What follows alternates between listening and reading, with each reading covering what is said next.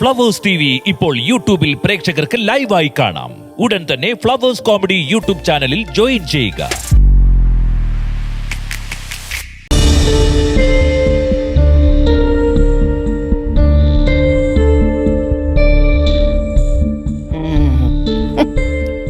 ആ സാരിയുടെ പേരെന്തോന്നാ നീ പറഞ്ഞേ?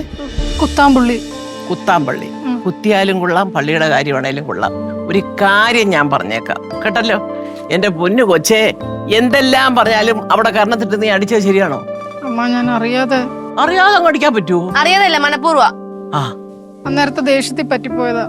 ഹോ, എന്റെ ഈശ്വരാ, ദിനംപ്രതി നിങ്ങൾ കാണുന്നില്ലേ പത്രത്തിലും ടിവിയിലും ഒക്കെ നിന്ന നിപ്പില് മനുഷ്യന്മാരെയോ ഭഗവാനെ, വെള്ളത്തിൽ കൂടെ പോന്നു, മണ്ണിനടി കൂടെ പോന്നു, അവിടെ പോന്നു, ഇവിടെ പോന്നു.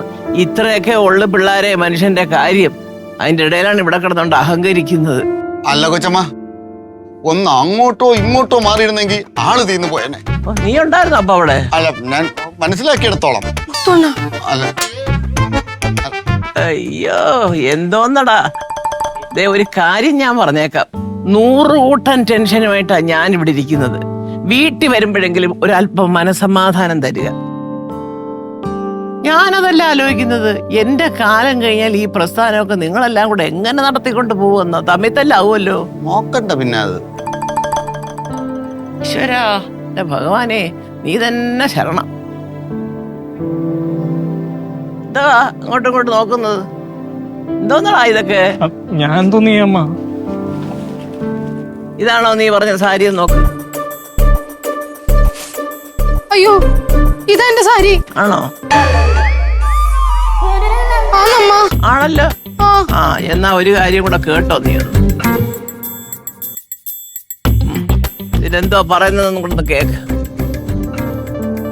സുഹാസിനി ചേച്ചി, ഞാനേ സുനിതാ മേനോനാ. കഴിഞ്ഞ ആഴ്ച ഞാൻ അവിടെ വന്നിട്ട് പോന്നപ്പോഴത്തേക്കിനും ലക്ഷ്മി മോടെ കുത്താമ്പള്ളി സാരിയില്ലേ, അറിയാതെ എന്റെ ബാഗിലായി പോയി. അവൾ അറിഞ്ഞാലേ ചോദിക്കാതെ എടുത്തോണ്ട് വന്നതിന് അവൾ എന്റെ ബെക്കിട്ട് കയറും. സത്യമായിട്ടും അറിയാതെ ഇതെന്റെ ബാഗിലായി പോയതാണേ. അവളോട് പ്രത്യേകം പറയണം കേട്ടോ. സാരി ഞാനേ ഓഫീസിൽ ഏൽപ്പിച്ചേക്കാം കേട്ടാ. അയ്യോ, കഷ്ടം. പെറ്റ തള്ളയ്ക്ക് പോലും പേടി. ചിലപ്പോ അടി പാഴ്സലായിട്ടൊക്കെ ചെല്ലും.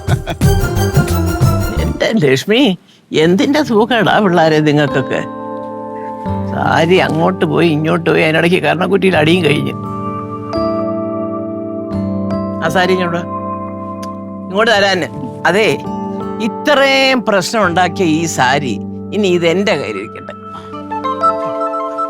അല്ലേലും ഈ സാരി അമ്മയ്ക്കേ ചേരുള്ളൂ. ആണോ? 100% കറക്റ്റാ. എങ്ങനെ? അങ്ങനെയല്ലല്ലോ നേരത്തെ പറഞ്ഞത്. അത് ഇപ്പോഴും 100% എന്റെ കൊച്ചമ്മയ്ക്കാണ് ചേരുന്നത്. അവനിങ്ങനെ ശതമാനം മിനിറ്റ് വെച്ച് മാറും. ചെറുതായിട്ട് ഒന്ന് സന്തോഷമായിട്ട് സമാധാനമായിട്ടും ഒക്കെ ഒന്ന് ഇരിക്കാൻ നോക്ക്.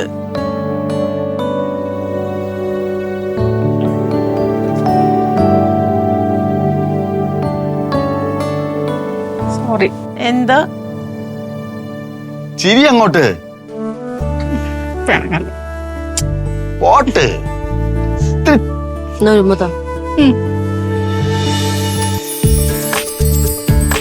ഓ, ഇപ്പോഴും വേദന എടുത്തില്ല.